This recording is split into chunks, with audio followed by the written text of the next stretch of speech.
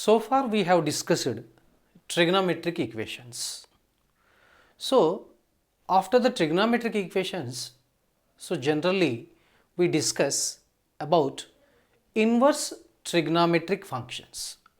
Already in functions we have studied the little bit about the inverse trigonometric functions, but whereas in trigonometry the inverse trigonometric functions we study in detailed manner.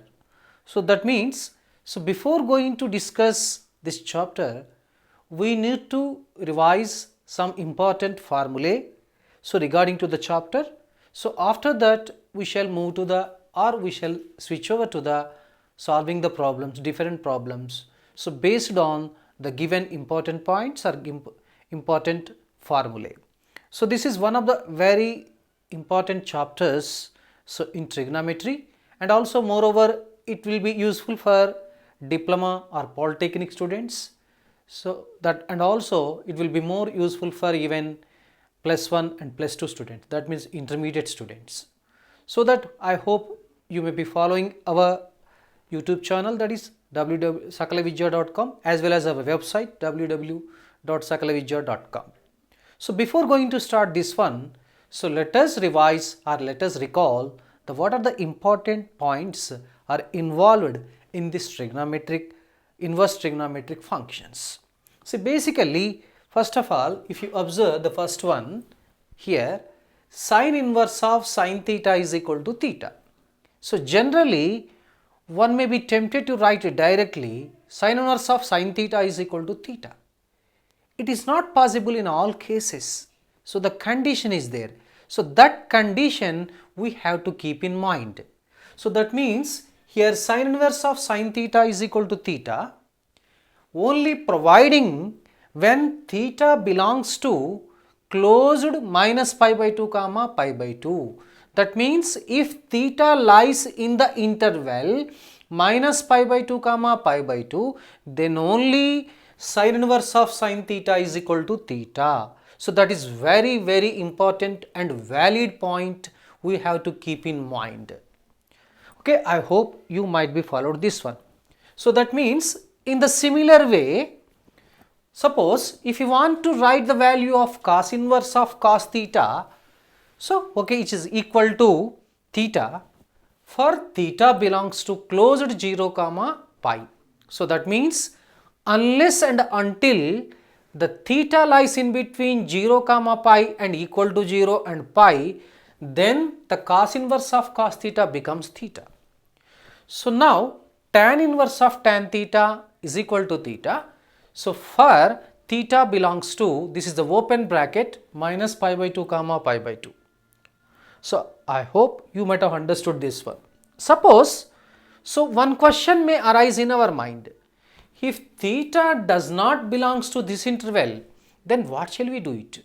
So we have to make it such that the theta lies in between minus pi by 2 comma pi by 2, so that this sine inverse of sine theta is equal to theta can be applied.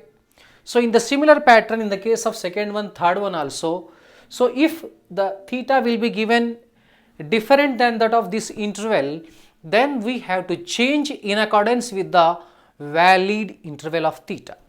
So now if you come to next one, this you might be followed here. See, this is sine inverse of sine theta. This is sine of sine inverse x is x. Here also one condition is there. So that means x must lie between minus 1 comma 1 and closed bracket. That's very, very important. Closed interval. There's a better way to say closed interval.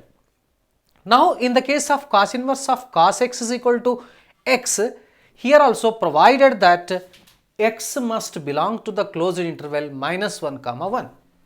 So tan inverse of tan x is equal to x for all real values of x only. So now the second important points in that we discuss 1, 2, 3, 4 points here. That is sine inverse of minus x, directly we can write the minus sine inverse x. Cos inverse of minus x, this is very, very important. So we have to keep in mind, better you make it a box. Cos inverse of minus x is pi minus cos inverse x.